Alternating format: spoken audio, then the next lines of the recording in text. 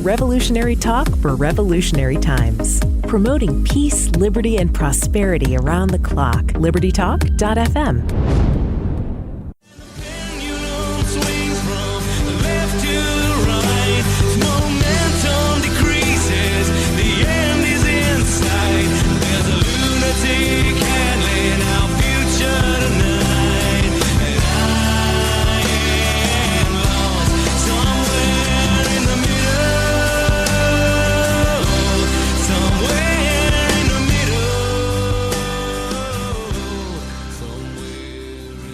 Welcome to not another edition of Blue Republican Radio, because this is the very first episode of the newly branded show, Liberty with Love with Robin Koerner. You know, that Blue Republican thing was great, but it just didn't seem to do justice to the range of things that we have been discussing on this show now for a couple of years.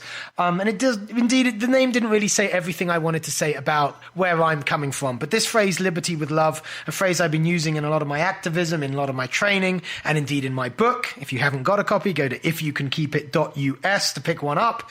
I just think, you know, that's it just seemed right to rename this show accordingly. So you'll be seeing new graphics, Liberty with Love graphics, at libertytalk.fm, which is where you can find this show in the archives if you're not listening to it live. So I'm kind of excited about this one. And I'm excited about the topic that we're going to be discussing today. The gentleman that I've asked onto the show is someone who I kind of knew I would have to bring onto a show when immediately I first met him, and he had this huge kind of folder of documents that he wanted to tell me all about. And the topic that he told me all about, which I'm not going to give away, I'm going to let him tell you what it was, is deeply, deeply important. It's fundamental to the nature of our constitutional republic. Now, I know a lot of my libertarian friends, and it was at a libertarian conference that I met this gentleman, whose name is Michael. They're done with representative democracy with the one-liner, we're a constitutional republic, not a democracy, as if the structure of our democracy as a democracy doesn't really matter. And well, intuitively, it should be clear that that's probably garbage. But by the end of this interview, I want you to understand, you, my listener, to understand, by listening to Michael, just why a carelessness about the representativeness of our representatives is very dangerous to us as we the people, to our country, obviously to our democracy itself, but to our liberty too. So with all of that, Michael, welcome to the show. Hello, thank you. I should probably give the listeners your full name, Michael Warnken. I would like you, I'm going to just shut up, and I would like you to explain, just to frame for us, what you believe to be arguably the most important issue facing the political health of our nation. Yeah. The number one issue, without a doubt, not just because I'm passionate about it, I have 1,000 ways to prove it, but we'll go through it quickly, is representation. Specifically, how many people does our representatives represent? We have members of Congress. Every 2 years we vote for them, we elect them. Sometimes you know who they are, and a lot of people don't. But the question is, how many people do they represent? This is something that our founders talked about big time. In fact, in the convention of 1787, the biggest discussion was, how many people should a U.S. House member represent? And the issue really, was framed that, one man shouldn't represent really more than 30,000 people. Why? And why did the founders, who cared so much also about our liberty and getting our constitution right, why were they so concerned with this issue and with that kind of number? Where did they get that number? Why that number? The issue came down to really agency, and it wasn't until the very end of the convention, which really, let me see, it was June to September, the middle of June to September of 1787, and it was the final issue that was discussed. And Nathaniel Gorham, he stood up and he said, this last issue of representation in the Constitution, we wrote it out as 40,000. We don't think that's really adequate. And George Washington, who was, he really controlled the forum. He was the head of the convention. His job was to keep everybody in line, which he really didn't need to because he was such an imposing figure. He stood up, and it was the only time during the entire summer he spoke, and he he said, yeah, 40,000 is not adequate for the to protect the civil liberties of the citizens. Now, I just want to make it clear what you mean by that. What you are saying, and correct me if I'm wrong, is that the writers of the Constitution were concerned that if one representative represented 40,000 people, that would mean they would be representing even too many. Exactly. Right. So the argument was that a representative should represent fewer than 40,000. That was the argument in play at this point. Exactly. And what they wrote was 30,000. They, for whatever reason, they came up with that as the magical number. And George Washington himself said it was an insufficient number to protect the interests of the people. So the idea of you hiring a lawyer to go into court to vindicate your civil liberties or something like that wasn't even considered. It was your access to your representative in Congress. So let's be clear. Let's unpack the logic of that. They were saying that fewer people represented by each representative is better because that way you are better able as a citizen to access that representative, to let your concerns be known to that representative, and to basically act upon that representative to do his job of representing, correct? Yes, and it was really an issue that had to do with the First Amendment, your ability to petition your representative for redress of grievances. So you'd hand your representative a petition, he'd take it and he'd say, well, this person's being harmed, and I'm going to propose a law or a redress or a grievance process for it. So the demarcation, whether you say it's real or not, the founder said 30,000 was representation, 40,000 was basically tyranny. And which is interesting because today, each U.S. House member, on average, and there's a variation, on average has about 735,000 people, which is almost 20 times what they said you shouldn't have. And I want to just emphasize what you've just said, because I think it's profoundly important for, folks who are kind of broadly with me on the political spectrum, who are kind of driven by liberty, that the founders that made a big deal of liberty drew this firm correspondence between the ability to access representation and the preservation of liberty. In other words, the constitutional republic as something founded to preserve liberty and a representative democracy that many libertarians now are so quick to not be interested in. For the founders, they were interested in both of them equally, and they saw this mutual dependence there, correct?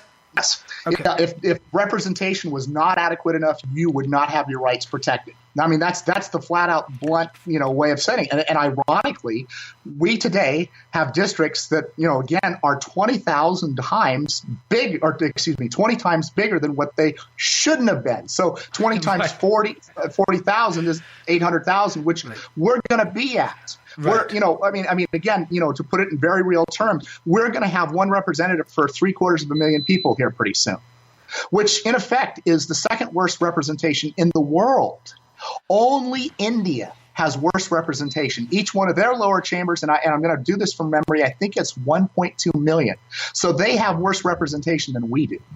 Everybody else in the world has better representation than we do. Okay, so I guess now, just to be clear also, we're talking about Congress, right? U.S. House. The U.S. House, indeed. So the obvious comeback to that would be, well, we've already got, more than 600 people. Where are we going to put, let's say we got the average districts down to 30,000 population per representative.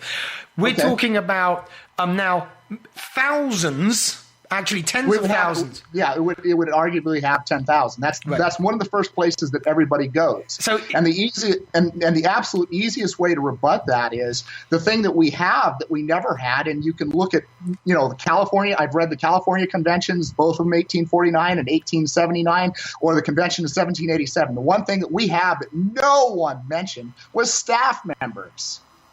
We have almost, I think, 50 to 60,000 staff members.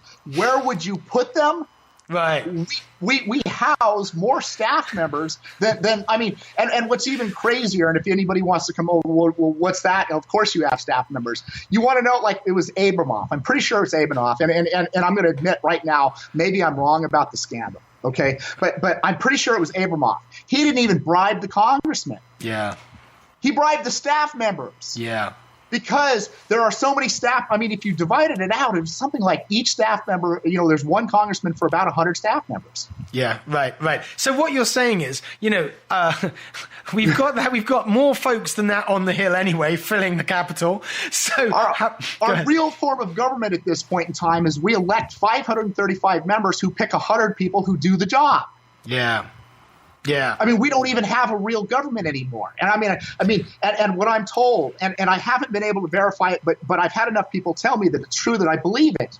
Each member of Congress spends 2 to 5 hours a day, 2 to 5 hours a day on the phone. Because the real donors, one of the effects of getting a larger district is you need more money to run. And there is a 95, and I kid you not, a 95% correlation between the district size and how much money it costs to run. So as the districts get bigger, when you're a congressman and you're going to the donors, you got to get money.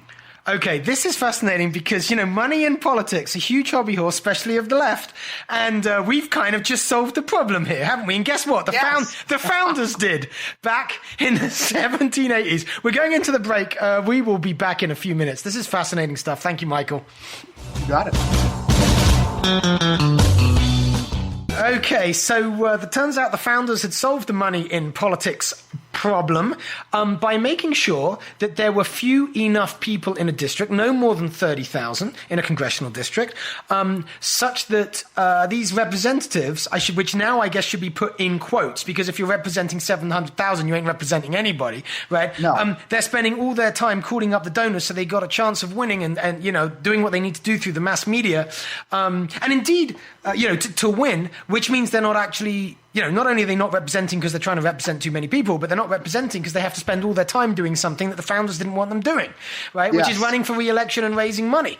So, we talk about a lot of the money in politics solutions that are put out there are kind of, supply side. They're all supply side solutions. Let's make it more difficult to supply money into politics. But actually, as always is the case, it's demand side. We got to kill the demand by kicking out some of those staffers on the Hill, is what you're saying, and replacing them with actual representatives who are close enough to their districts, metaphorically, not geographically, because they should be in the district, to actually to represent and to win by being known by their people who they represent for what they're doing, rather than because they buy a load of TV ads and are better at making ads about the other guy. Yeah, and it's not only that, but if you're a staff member, especially in the home district for a representative, you're going to be knocking on doors for your representative too. So any challenger who takes on an incumbent also has to take on all the staff members that they have in place. So the incumbents have so automatically that means if you're going to be challenging an incumbent, you practically have to be a millionaire to begin with. You have to almost be able to offset that. Yeah, and we've done a couple of shows speaking to that, and I think I can't remember what the number is, but it's I think it's around 95% of incumbents win, right, at the federal level. It's between 90 and 95%. Yeah, it's staggering. So basically, there really is no general democratic process to speak of, or it only operates completely at the margins. The correlation between district size and re-election rate, again, that's a figure that I've run, and it's also about 95%. So in other words, so let's just be clear. I just want to unpack this. You're saying that the bigger the district, the harder it is to get kicked out if you're an incumbent. Exactly. Which is kind of Go ahead. Well, basically, so if we look at the state level, we were just talking about Congress. My biggest concern is lower chamber districts. Each state, except for Nebraska, is bicameral. So, you have a lower chamber and you have the Senate. And Senates were formed on a different system. But the biggest thing to me, and really most citizens, is having access to the lower chamber. Yeah. So when we compare all 50 states, on one end, we have the best representation state, which is New Hampshire, which has 400 representatives for basically 1.3 million people.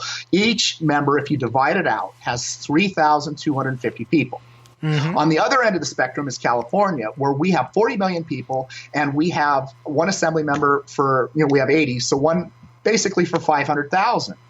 So in New Hampshire, the winners raise $1,000. The losers raise $1,000. When you pull up their they have mandatory reporting requirements. You look at their sheets and they're getting $10, $15 donations. Yeah. In California, the winners raise, and I'm told it's a soft figure, about $600,000. Mm-hmm. The losers raise, on average, $20,000 to $30,000. Mm. And it wasn't until when they allowed, what was it, the top two to come forward. I mean, the winners were blowing the losers just out of the water. And in fact, if you're an incumbent, even with top two, the incumbent basically, they get all the money, the challenger gets nothing, and in a district that's got 500,000 people. So in New Hampshire, where you've got 3,000 people, and let's be honest about this, out of 3,000, not everybody's going to vote. You got people under the age of 18, some felons, stuff like that. So the reality is, in a district of 3,000 people, you're likely to get 1,200 voters. Mm-hmm. And if you're going to be even more honest than that, a lot of them cohabitate.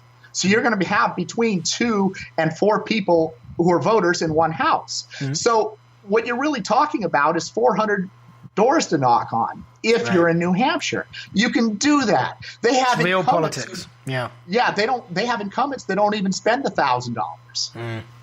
They just, they spend $100. They knock, which is what you pay to run for office, and then they just knock on doors and they win.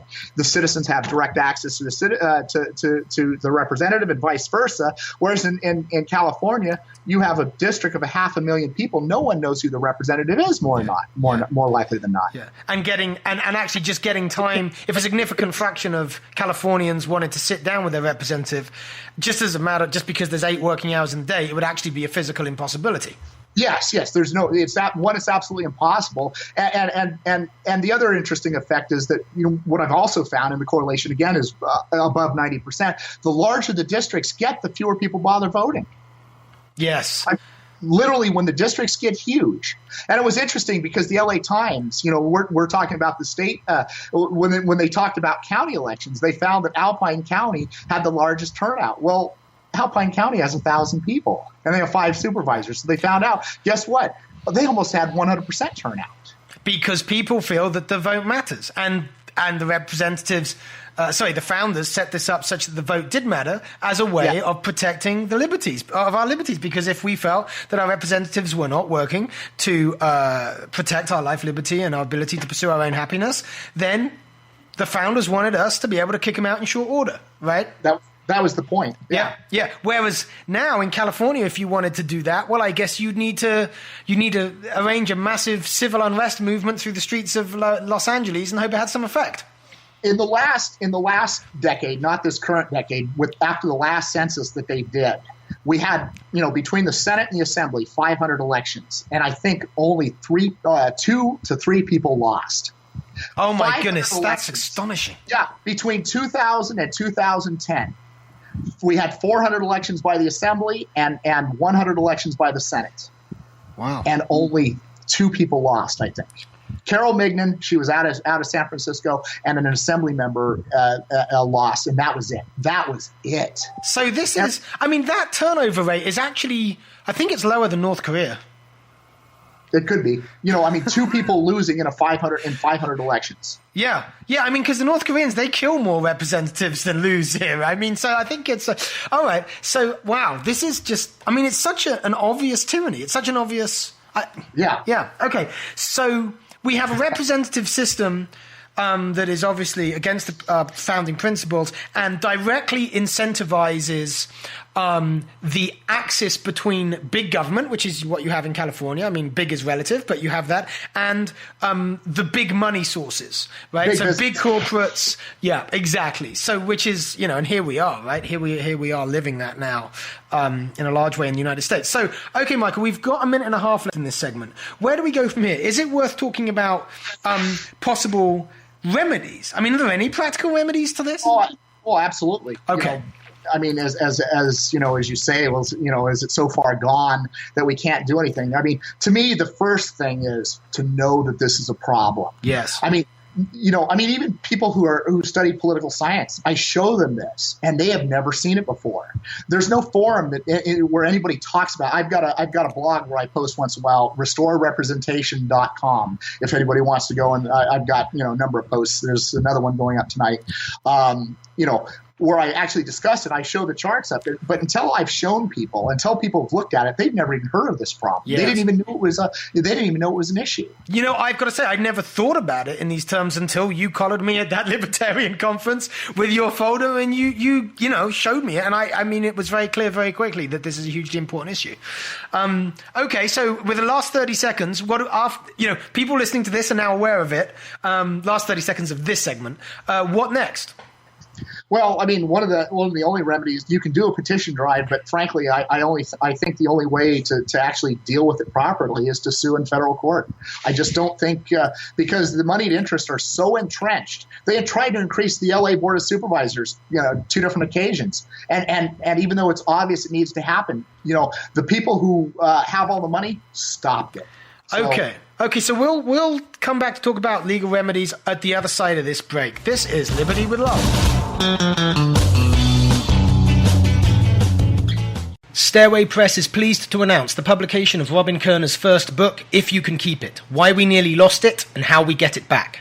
Jeffrey Tucker in the book's foreword wrote, "We seek to end government as we know it, but that is not the whole of what we seek. We also favour something beautiful. Explaining what this looks like and the rhetorical apparatus that necessarily accompanies this is the greatest value of Koerner's book." Barry Farber, award-winning talk show host, wrote, "Robin Koerner's political, psychological and philosophical rampage through today's America, turning on lights we didn't even know were off, takes more and more of your intellectual breath away according to how high you rated intellectually in the first place." Chris Ann Hall, constitutional attorney and educator, says, "Robin Koerner is a defender of liberty and a true lover of America's constitutional republic. The knowledge that Robin brings to his readers is sure to be instrumental in the restoration of our American foundational principles." If You Can Keep It, by Robin Koerner, published by Stairway Press. Go to ifyoucankeepit.us for your pre-ordered, personally signed copy. Trust. For nearly 4 decades, that is the reputation Roberts & Roberts Brokerage has forged with their customers. Now, with their full e-commerce website, rrbi.co, it's easier than ever to buy or sell precious metals via Bitcoin or major credit card. Visit them online at rrbi.co or call 800-874-9760 to speak with an experienced professional today. Roberts & Roberts, when you're serious about precious metals. In 2011, Robin Koerner wrote the article that launched the biggest coalition for Ron Paul's presidential run, called Blue Republican. Now, Stairway Press is pleased to announce the publication of his first book, If You Can Keep It, Why We Nearly Lost It and How We Get It Back. Jeffrey Tucker, who wrote the foreword, says brilliant ideas come in effervescent packages. This is a good description of Robin Koerner's provocative work. It's a work of stunning erudition and sincerity. I also happen to agree with it. I've been struggling toward a similar thesis for a good part of my writing career, though I'm certain Robin has gone beyond even my most mature thought. His section on liberty as a realization of a civilization of love truly sweeps me away with its insight and depth.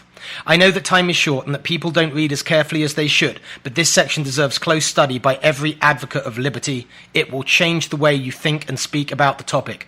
We need this book now. Pre-order your personally signed copy of If You Can Keep It at ifyoucankeepit.us.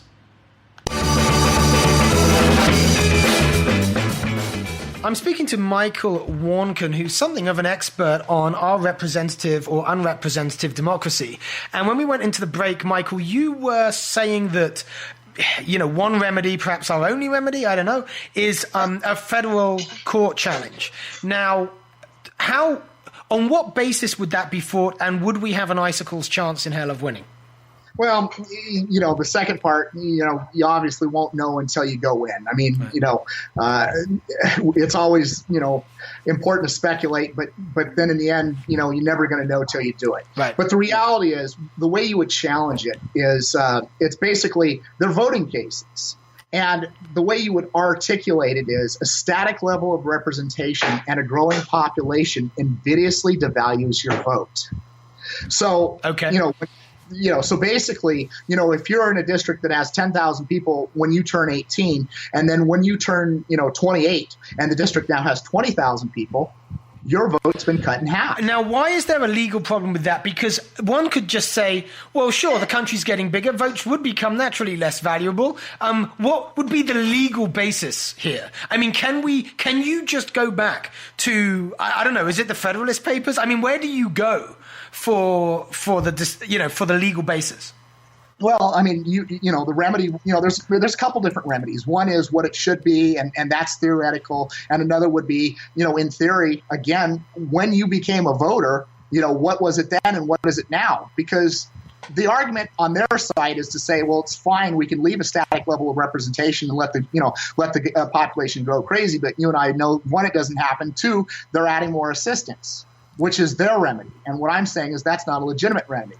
And the legitimate remedy is to add more representatives. I mean, look, when the population goes up, you add more cops, right? Right.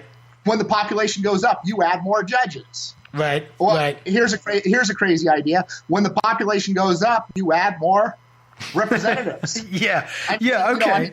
As absurd as that may sound, that's what you're supposed to do. Now, is there anything? I mean, do you go to a line in the Constitution and take it to the Supreme Court and you point to it and you say we're in violation? Slam dunk? You can. There's a lot of people go to equal protection, but again, there's a case, U.S. Department of Commerce versus U.S. House of Representatives, and they said you have a material interest in maintaining the value of your vote. Let's say you and I own a radio company. Okay, so we've got and we're putting on a show, and you have 400 shares of stock, and I have 400 shares of stock, and I went off secretly and I printed off another 100 shares and I bought them myself and didn't tell you. So now I'm in control of the company. Yeah. So you have a cause of action against me? Sure. Yeah, because you have a right to maintain your interest in the company. Yeah. Now, hold on. Given the discussion about this 30,000, why, just as a historical matter, why doesn't that number appear in the Constitution? Well, it does. But it's a limiting factor. They say that there will be no more than one representative than one for every 30,000.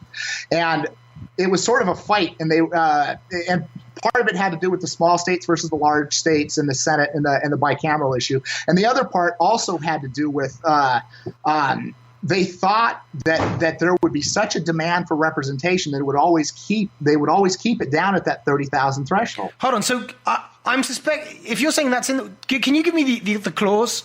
The article, like where are we? Yeah, it's in Article 1. Okay, Article 1, Section 2, and I'm forgetting which one. I mean, just quote it to me. Can you do that? Roughly? There shall be no more than one representative for every 30,000 people. I think. Okay, so given that we're in violation, why is this difficult? I mean, there is. Well, it's not. It's again no more than, which means that the other limitation was that each state had to have at least one, and that each state would have at least two senators. Hold on, there should be no more than one. Which way round is this? Are you saying that the limit is in the wrong direction?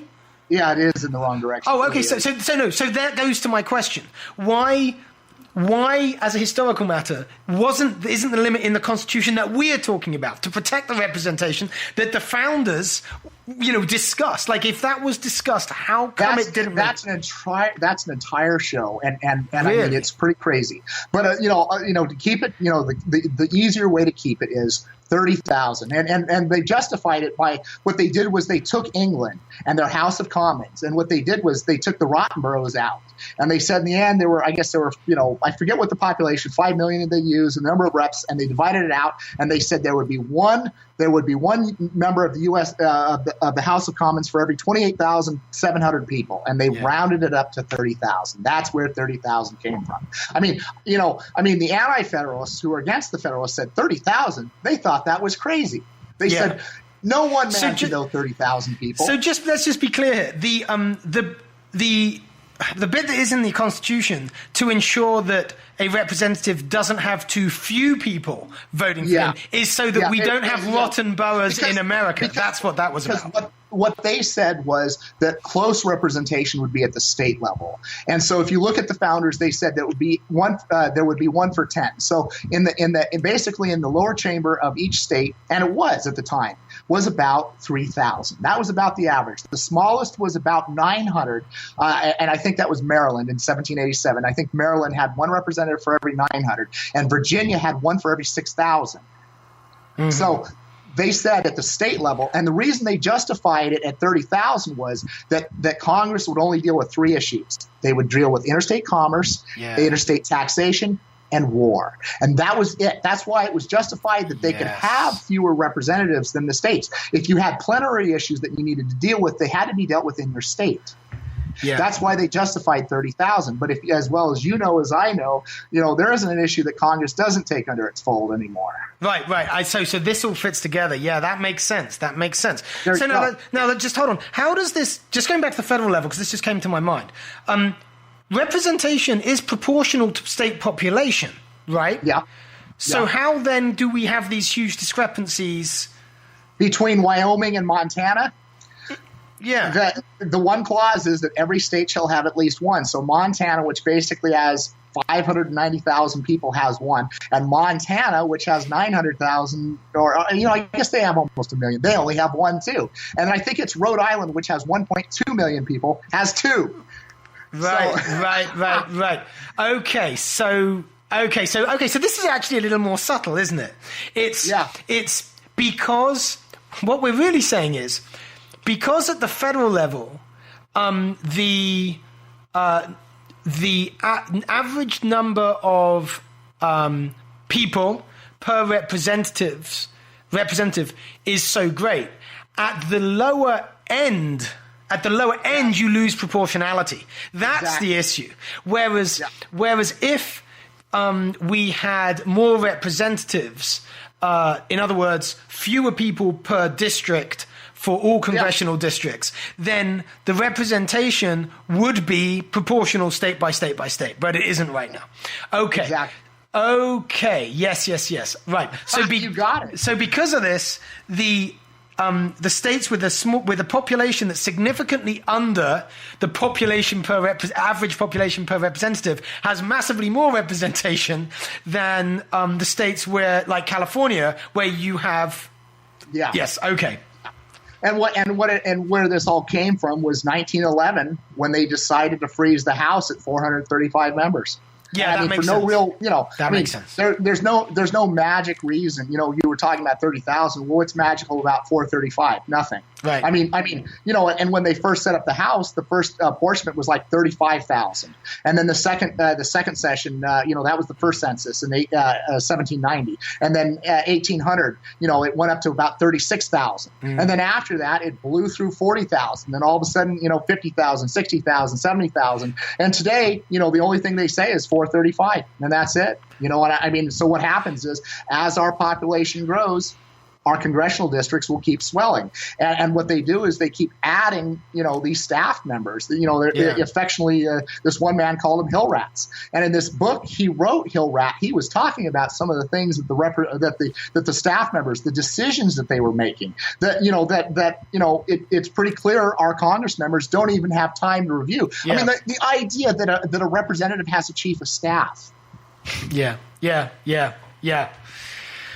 Interesting. Yeah, I was actually on the Hill, just last week, not last month, sorry, in D.C. It was really my first experience of just like walking into the Senate office building and the House office building.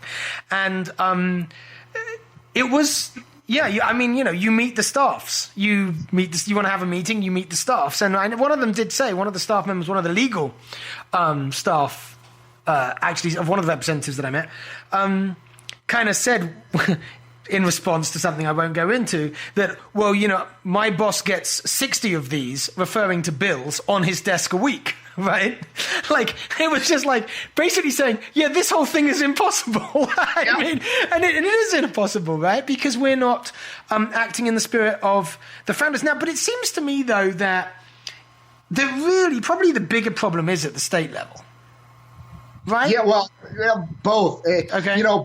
Both. I mean, actually at every level. I mean, when you get down to the local level, like in California, Government Code 25,000A says every county shall have 5 supervisors. So Alpine County with 1,000 people has 5 supervisors, and LA County with 10 million people has 5 supervisors. Right. And tell me what effect that has on voting?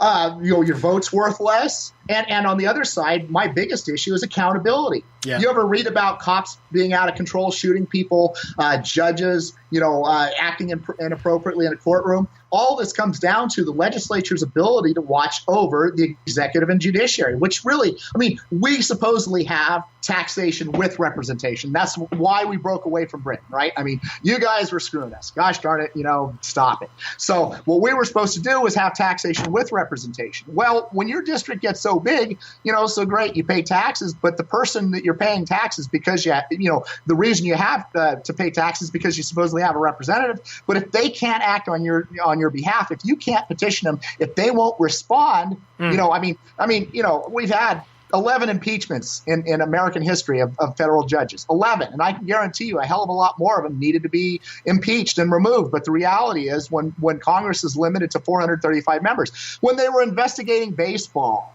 what weren't they investigating? Remember Bernie Madoff? Well, it looks like the SEC wasn't investigating him. Well, who wasn't investigating the SEC that allowed them not to investigate Bernie Madoff? So hold on. Are you saying that if we had more representatives, we would simply have more people to do oversight? Investigate. It is the proper duty of a representative body to look diligently at every affair of government and talk much about what it sees. It's meant to be the eyes, the ears, the wisdom, the will of its constituents. The Congress does not have the means to investigate the administrative branch of government. The citizens shall be helpless to how they're being served. And if Congress does not sit from every form of discussion, the citizens shall remain in embarrassing, crippling ignorance of the very affairs that they should both understand and direct. Now, that sounds like it was being read or was a quote. Where's it from? It's U.S. Supreme Court, Tenney versus Branhell, Kilbourne versus Thompson, Gravel versus United States. It's from a book that was called Congressional Government, but written by Woodrow Wilson. He said the most important job of a congressman was to investigate, to cross-examine, to haul in front of a committee and interrogate. I want to know how this branch of government's using my money and why. And that is the most important job of Congress. And in your understanding, Michael, would the founders have supported him in that claim? Absolutely. Yeah. Absolutely. So do you see... you've said, the one remedy we've discussed is the legal remedy. Can we get there? Is it feasible? Are you pushing for that? Do you see any movement in that direction? That's it. I'm at that point where you're asking me how do you do it. Well, I'm not quite sure. Is there a movement? Is there like a non-profit somewhere that's fighting for this? I mean, where do we stand with this? There's going to be a case that's going to be filed in California, and it's basically the northern counties in California are going to be suing, and they're basically going to be saying, 40 senators and 80 assemblymen for 40 million people is crazy. So hold on. Tell us a bit more. We've got 2.5 minutes left in this segment. Tell me a bit more about that case. So you're saying that the counties whose people are suffering. Yeah. Now, hold on. But who's moving this action then? Because is it citizens who are suffering from lack of representation? Because I'm sure it isn't going to be the representatives, is it? Well, no. Gosh, the representatives, they like their... exactly. So who's moving this case? If you knew a remedy was going to hurt you, would you do it? Exactly. No. So where's this coming from? Who's pushing it? It's constituents, and especially in the small counties that are very sparsely populated. A bunch of private individuals are getting together on a class action suit? Yeah, and it used to be in California, every county had a representative. I mean, from the get-go, every county had a representative. And gosh, you think that, if you're a county, not only do you have your own board of supervisors, but you should have at least a representative. No, huge counties like Riverside hire lobbyists. They don't even have their own representative. They have to pay a lobbyist to get what they want. Well, shoot, if you're a county, you should have your own representative, and that should be your lobbyist. Shoot. Hold on a second. You're saying huge counties have, but if you're a bigger county, hold on. The only county that really has its own representation is L.A. County. I mean, even Orange County. The county is represented where? At the state level? What do you mean there? Each county should have at least one representative in the state legislature. Right, and you're saying, but surely it's the smaller counties that do not, right? Well, yeah, but even the big counties don't. I mean, the average assembly district's 500,000. The second largest county in California is Orange County with 600,000 people. Right. Okay, I got you. Wow. Okay. This is extraordinary. It's extraordinary. 500,000 people. You represent 500,000 people. They won't ever admit that. Yeah. No. Sure. No. So look, we've got just like 20 seconds left in this segment. Who organized this case? I guess the man would be Mark Baird. He was interested, because there's been several attempts to do something. There've been people tried to split the state and any number of other things, right. But so I showed him and he was interested. Wow. Well, good for you for kicking that ball and maybe turning it into something. All right, Michael, we're going into the last break. We will be back shortly. I've really enjoyed this show. Thank you, Michael, for sharing some of your expertise and knowledge on this. I feel like I've learned something, and I feel that what I've learned is really important enough that I'm going to be, adding it to a lot of the things I talk about when I go around the country, advocating for liberty. Anyway, so with that said, just give us again, please, the URL where folks can go if they want to find out more about this and maybe even act on what they've just learned. My blog is Restore Representation. I put up, not only do I put up short blurbs, but I put up, the charts so everybody can see the numbers. Okay. And this is restorerepresentation.com. restorerepresentation.com. And, excerpts like, I've spent a lot of time researching New Hampshire. Gosh, it's amazing. You can get on the phone with a representative. I'm in California, 3,000 miles away, right? I have talked to representatives in New Hampshire. They've got time to deal with the 3,000 people they have and, take a phone call from some guy on a beach, 3,000 miles in the other direction. In other words, the representatives in New Hampshire have time to represent. Yes. Wow. And in my own state, my own representatives, they don't know who I am, or if they do, they probably don't. But whatever. They're not interested in advancing my causes. And I should just say you're in California, so people know. Yeah, in California, and my representatives have 500,000 people. It's staggering. Even when it comes to second worst representation, Florida and Texas representation is 3 times better than ours. So the worst is 3 times worse than the second worst. I got it. Yes. It's staggering. Yes. All right. Look, Michael, thank you very much. This has been the first ever official Liberty with Love show with Robin Koerner. It is a pleasure to have you with me. Thank you, Michael. Thank you, the audience, as always. If you can keep it .us, that's where to go to get a signed copy of my book. I'm still shifting that. I want to get the ideas in that book out to as many people as possible. Signed copies still available at ifyoucankeepit.us. I will be in Atlanta probably when this comes out, Denver the following weekend. I'm keeping out of trouble. Thanks again, Michael. This is Liberty with Love Radio. Come back next week. Thanks a lot. Bye. Revolutionary talk for revolutionary times. Promoting peace, liberty, and prosperity around the clock. LibertyTalk.fm.